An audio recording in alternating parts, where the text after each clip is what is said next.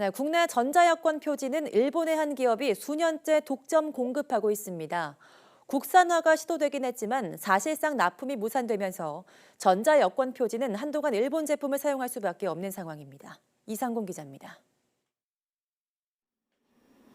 대한민국 전자여권 표지에는 개인정보 등을 암호화한 전자칩과 안테나 등이 들어갑니다.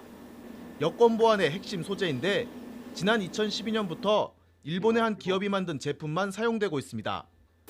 국내의 한 중소기업이 3년 전부터 단수여권 등 5% 정도의 물량을 공급하는 우선협상 대상자로 선정됐지만 납품은 이루어진 적이 없습니다.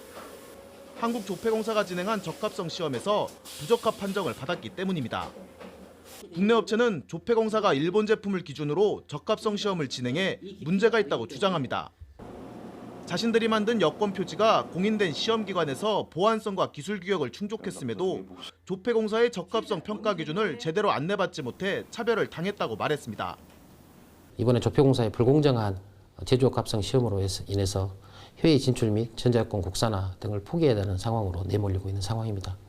해당 업체는 전자여권 표지 국산화를 위해 40억 원을 투입해 장비를 도입하고 기술을 개발해왔습니다.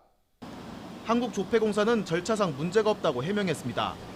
국내 제품의 품질이 기존 일본 것보다 성능이 뛰어나거나 동등해야 하지만 그렇지 않았다는 겁니다. 또 수차례 개선 기회가 제공됐는데도 일부 시험을 통과하지 못해 국내 기업이 개발했다고 하더라도 사용할 수 없다고 설명했습니다. 전자여권은 10년 동안 품질이 보증이 돼야 되고 해외에서 우리 국민의 신분상, 재산상 안전을 지킬 수 있는 유일한 수단입니다. 그렇기 때문에 저희는 엄격하게 규정된 절차에 의해서 입찰을 진행하고 품질 시험을 진행하였습니다. 내년 하반기에 도입되는 차세대 전자여권은 제작 방식이 모두 바뀝니다. 조폐공사가 새로운 업체 선정 작업을 진행하고 있는 가운데 해외에서 우리 국민의 얼굴 역할을 할 여권에 일본산 표지가 당분간 계속 쓰일 수밖에 없는 상태입니다. YTN 이상군입니다.